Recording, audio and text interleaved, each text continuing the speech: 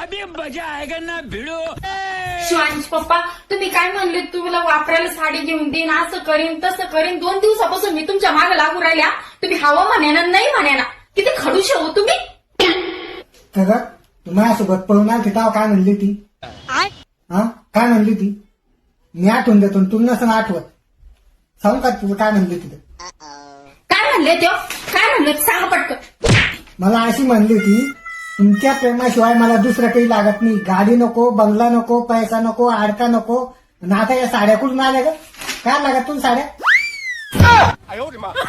प्रेमानंच पोट भरतं का तुम्ही नाही खात का घरात भाकर हा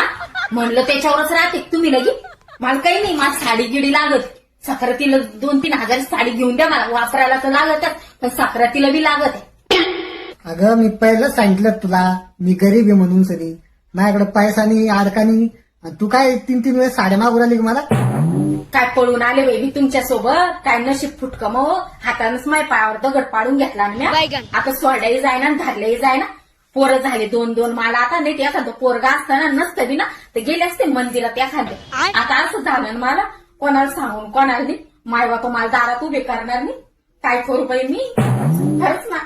पश्चाताप होतोय मला तुमच्यासोबत पळून.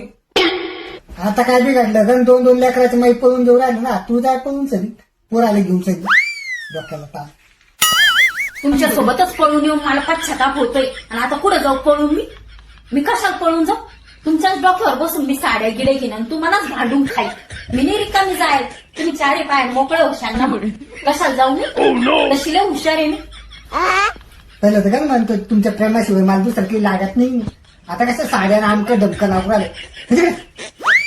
मम्मी